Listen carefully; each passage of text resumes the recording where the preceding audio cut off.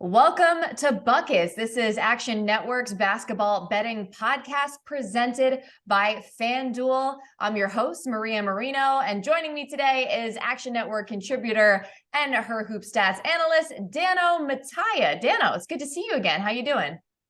It's awesome to see you. I'm glad you met my wife at the Liberty game this last week, taking many strides in our friendship. And Yes. and every time I talk to you, I've hit some huge bets. Really? I think I told you I had at halftime, I was like, I have all three dogs on the money line parlay tonight. That would be really cool if it happens. And then by the time that we left Barclays, the Storm were up on the Mercury by like 15 points. So it was a nice little payday. Unfortunately, at another sports book, not FanDuel, they didn't let me bet too much, but I think I'm gonna have to do that again. I just realized it. So Really? it's gonna happen. A little fun. I love dogs. My dog Ollie. He's great. Yes, indeed. So first off, seeing you at the Liberty game was a blast. I told you, you did tell me at halftime, you were like, you picked the dream. And I said to you, this was my first Liberty game of the season. I'm, in the New York City, greater area. So I was like, I hear you, but I kind of want the Liberty to win. But alas, you were correct. They did not. By the way, if you want to follow Dano, it's at Dr. Mattia, Mataya on Twitter. Listen, let's get your best bets for today out in the open. We got 3 games on tap, and then we'll go through and actually get some analysis on everything game by game. But what do you got? What are your best bets? Okay, starting at 8 p.m. Eastern, we got the Atlanta Dream, super hot team, going to the Dallas Wings. And these are I guess I'll get an analysis later, but I'm taking the over 171.5. You might be able to find a better number, but I think it's the best we can find, and that's at FanDuel. So thank you, FanDuel. Next, I'm taking the Lynx team total over 76.5. That's at minus 106 there at FanDuel. And then lastly, I'm taking the Seattle Storm plus 9.5 at home against Connecticut Sun. There you go. Okay, so we'll start with that Dream Wings matchup that you mentioned at 8 Eastern. I noticed right away, top 2 teams in the league in pace. I saw the number initially at 169.5, and I was wondering, is that too high? As you said, it is now crept up to 171.5. Why do you still like that one going over the total? I think the way these two teams not just play with pace, but consistent shooters on the court. We're seeing an uptick in the offense from Atlanta specifically now that Haley Jones is in the starting lineup, which I don't think a lot of people projected from a rookie, but it's definitely working. And then a lot of the turnovers that she has are plays that lead to 2 points on the other end. They're kind of bad turnovers, but she often corrects herself in the second half, like we've seen in New York, at Connecticut. So we've seen Atlanta go to 3 straight overs now, except for the game at the Liberty, but that was just Breanna Stewart having the worst shooting game of probably the last 2 decades for her, since she was 6 years old. I don't know. But there's no way this game should not hit 180 unless teams just shoot awful. Okay. And both teams are great at getting to the foul line. There's a chance we see Tierra McCowan back, which could mess with Dallas's pace a little bit, but I don't see them playing her, just getting back from Turkey in the European Women's Basketball Championships. So I still like the original 5 they have. They're getting great minutes from Kalani Brown. Satu is, in the MVP race, and Arike is coming off a 39-point performance in a loss. So they've lost 3 in a row. So they're going to be hungry, and Atlanta is super hot. So I'm playing it. I can't not play this over. That's the only way it doesn't hit, is if they just have a terrible shooting night, each team.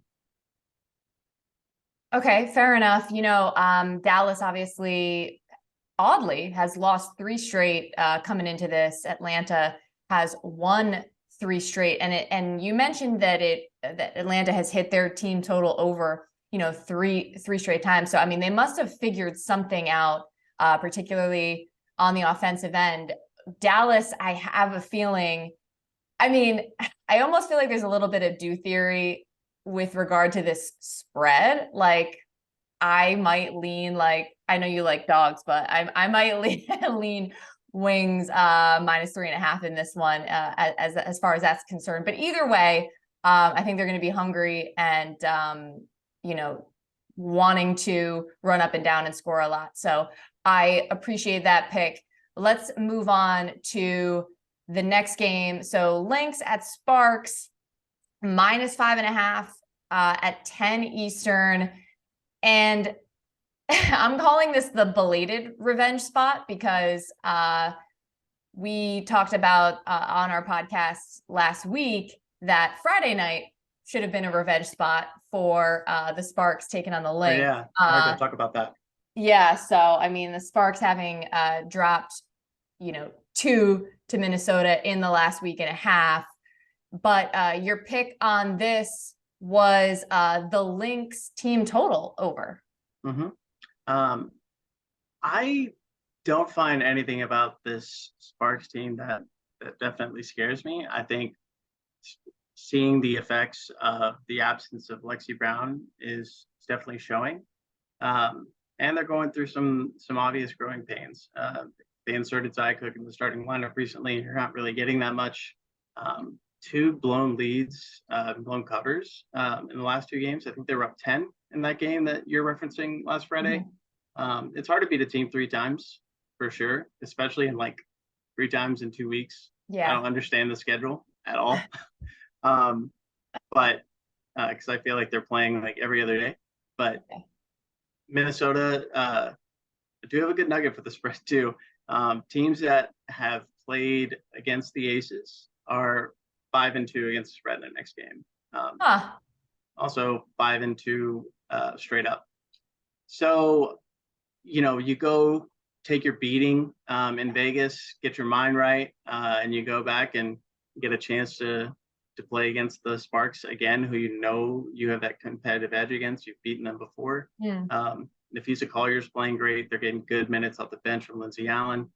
Jessica Shepard is out again, which definitely hurts, but their pace is still pretty high. I have no idea what happened in the second half of that Las Vegas Aces game. I think they scored 9 points through 15 minutes of the second half, but I expect some regression to the mean. Yeah, a lot of points coming from the Lynx there. I got to shout out my girl Dorka Uhas, who went to UConn, who I covered this past season because she's been stepping in for Jessica Shepard and doing a solid job there. Playing great for Minnesota, yeah, for sure. Yeah, it's Nafisa is like rounding into form. I mean, she is like getting back to that all-star form for sure that she had before she had her baby last year. So exciting times there. Yeah, I would be kind of shocked if the Sparks drop this one. And I just have to say that it's pretty remarkable that like the nugget you pulled is like so specific to the Aces, like teams after playing the Aces, because they have just been so dominant and blowing out opponents for the most part that it's like having this massive effect, on the league and how teams are able to sort of respond to that and check themselves after that. All right. So, but you, like I said, you like Lynx team total over 76.5 in that one. And then we got the other 10 p.m. Eastern tip, and that is the Connecticut Sun at the Seattle Storm. So Connecticut was favored by 8.5. That's moved a little bit to 9.5. And you like the Storm here. I do. I think I would have taken it at 8.5. No, I mean, full disclosure, cards on the table. I already did. I haven't posted plays or anything anywhere, but home dogs are, I think, in the last 30 days, 70% covering the spread.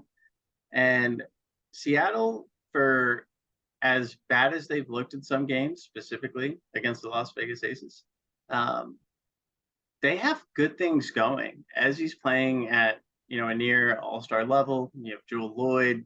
They're getting incredible minutes from the rookie, Ivana Dojkic. And I think it's a kind of a prime spot for a Connecticut letdown. I mean, I wouldn't be surprised if Connecticut covered, but or if Connecticut won at all. But I think 10 points is a lot. Yeah. At Seattle, who we know historically has great crowds. It's just, I wouldn't put it past the Storm stealing a game here either. They got really good mojo going.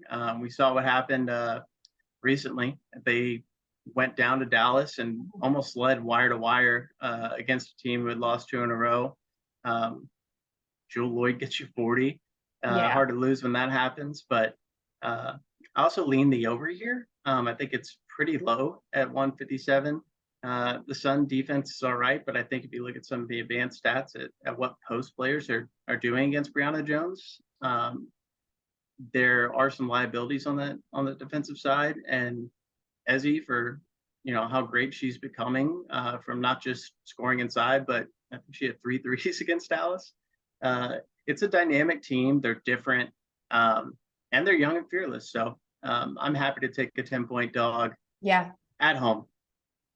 You nailed it with that number. Just having a win by 10, that's throwing me a little bit. This is kind of a stay away for me, just because I'm not sold on the Seattle resurgence just yet. So they go 2-1 on the road over the past week. One was against Phoenix, and we know they've been a mess, and the other was that crazy shootout that you talked about against Dallas. And I don't know, I just feel like that was like Jewel Lloyd and Enrique Ngumbawale, like 2 like Notre Dame legends, just being like trying to one up each other. Jewel gets a career high. They're both, they both hovered around 40 points in that game. And I just feel like it was just those 2 essentially just going at it. And so I don't know how like accurate that is to like how a game script might be against like a team like Connecticut. So, but that being said, I see your point, and it's that number is a little too high for me, for my liking. And clearly it's moved up a little bit for a reason. So, there we go. And this has been super fun, Dano. I hope I see you at Barclays Center again soon. I'm sure I will. And we're just so happy to be doing these episodes now 2 times per week. This is our first Tuesday Best Bets episode with WNBA here on Buckets, presented by FanDuel. Want to thank everybody for listening. We'll have another episode coming out this Friday as well. A reminder, download the award-winning Action app. You can rate and review this podcast as well, preferably 5 stars. And you can win Action swag or a free subscription to Action Pro. Dano, thanks again. Of course, always a pleasure. We'll see you hopefully Sunday. If not then, whenever the Liberty play at home again. Yes, we wish you good luck, and let's get buckets.